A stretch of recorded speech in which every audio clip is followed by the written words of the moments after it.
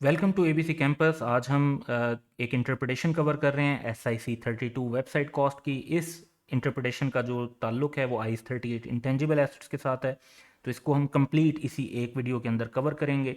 इसमें जो हमारे पास मेन इशू है दैट इज़ कि एक एंटिटी जो है वो डेवलप कर सकती है और ऑपरेट कर सकती है अपनी वेबसाइट, जो कि वो इंटरनल एक्सेस के लिए जैसे अपने एम्प्लॉयज़ और मैनेजमेंट के यूज़ के लिए, और एक्सटर्नल एक्सेस के लिए लाइक अपने कस्टमर्स के लिए या जनरल पब्लिक के यूज़ के लिए वो एक वेबसाइट यूज़ करती है और उस पर एक्सपेंडिचर इनकर करती है।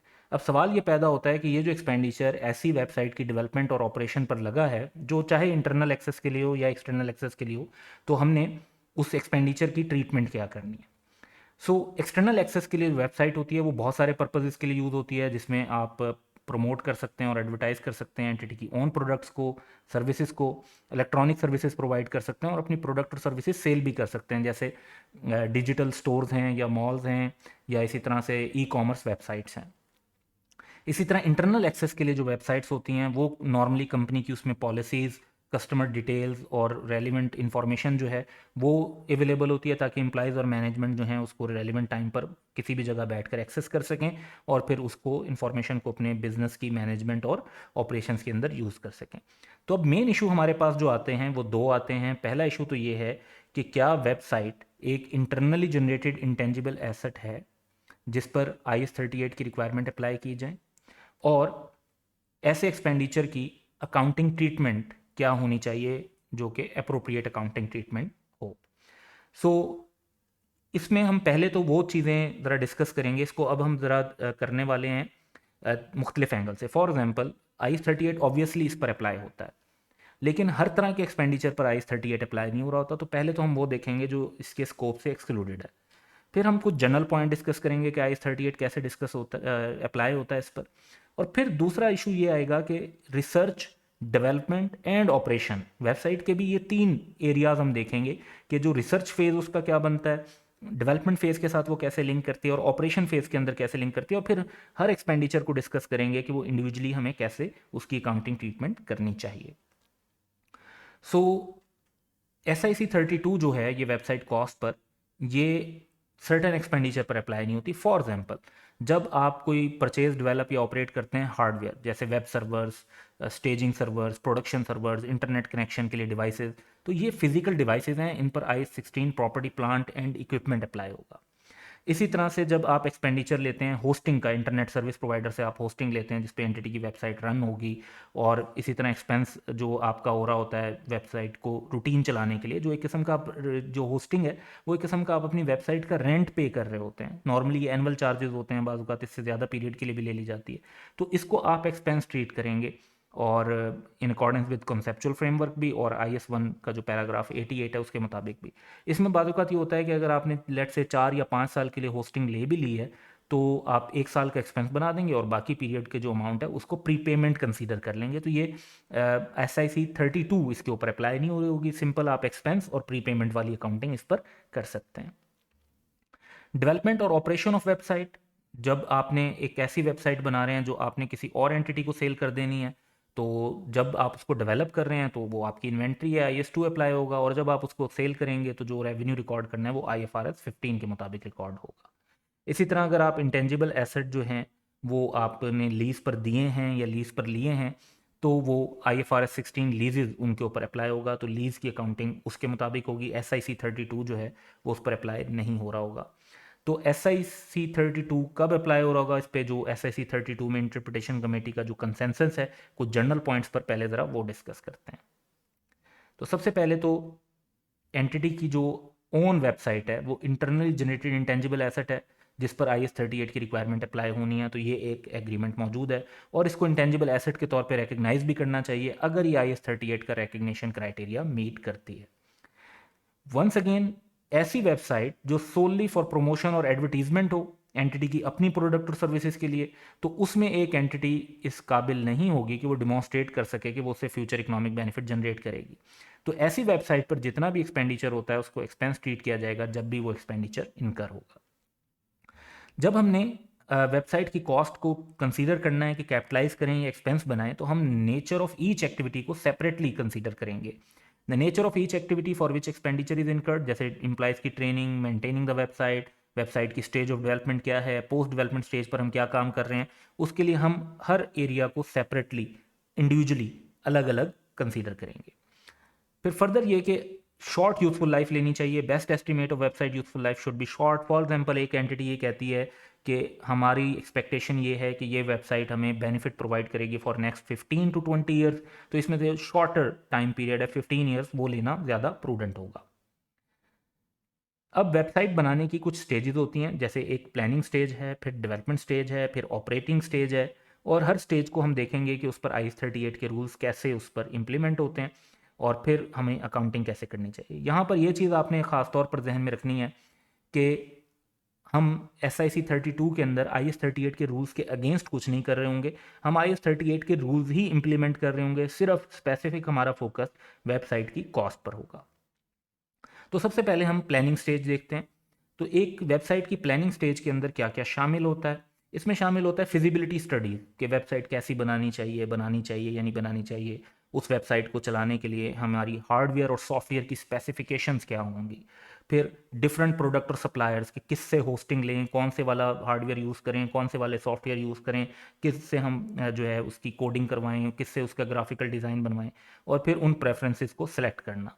ये सारा जो प्लानिंग स्टेज पर काम हो रहा है, ये नेचर वाइज रिसर्च फेज जैसा है, और क्योंकि ये नेचर वाइज रिसर्च फेज जैसा है तो इसकी अकाउंटिंग ट्रीटमेंट भी रिसर्च वाली होनी चाहिए। तो expenditure incurred in this stage shall be recognised as an expense when it is incurred.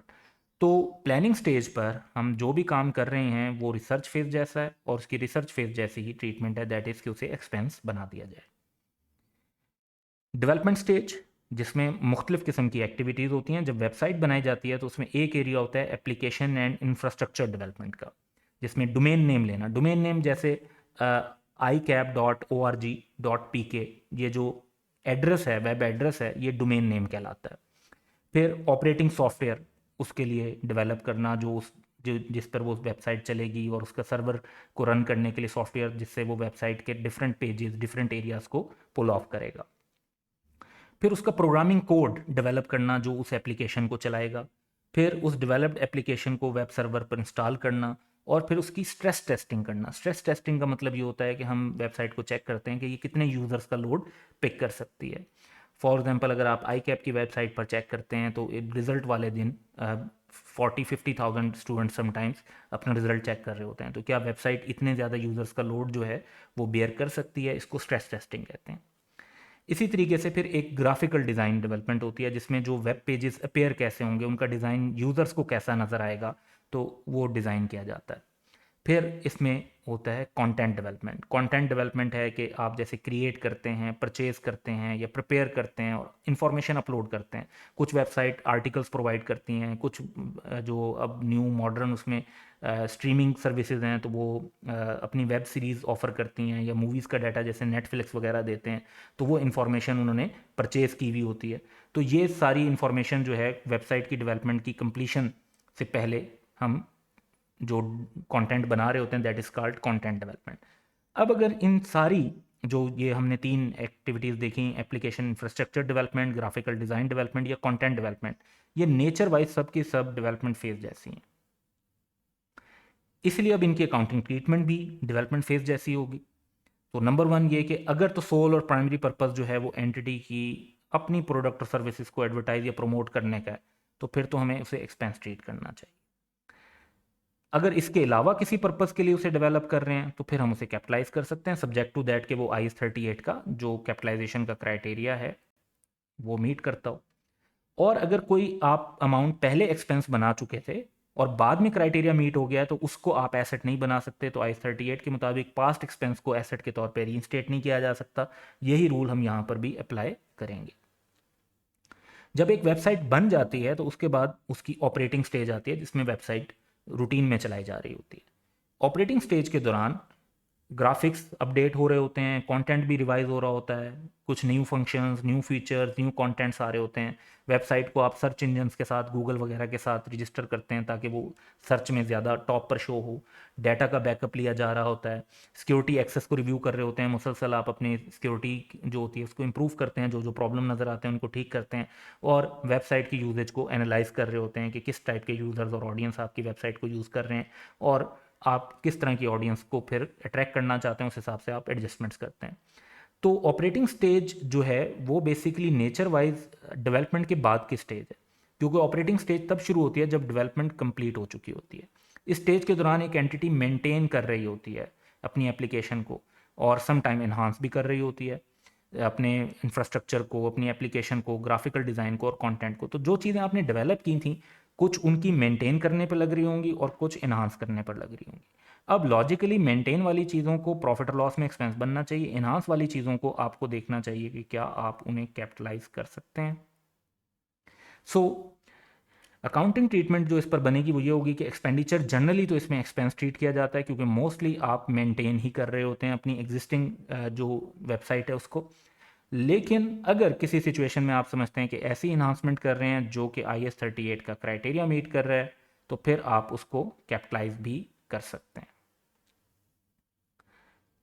कुछ मजीद एक्सपेंडिचर भी जो वेबसाइट से रिलेटेड हो सकते हैं उनको भी डिस्कस करते हैं। फॉर एग्जांपल, जब आप एक वेबसाइट चला रहे हैं तो selling, administrative and other general overhead expenditures होते हैं, तो इनको भी एक्सपेंस ट्रीट किया जाता है, अनलेस कि अगर आप कह लें कि ये डायरेक्टली एट्रीब्यूटेड है, तो selling, administrative and general overheads जो हैं वो एक्सपेंस ट्रीट होंगे, अनलेस कि वो directly attributable to the development of website हों।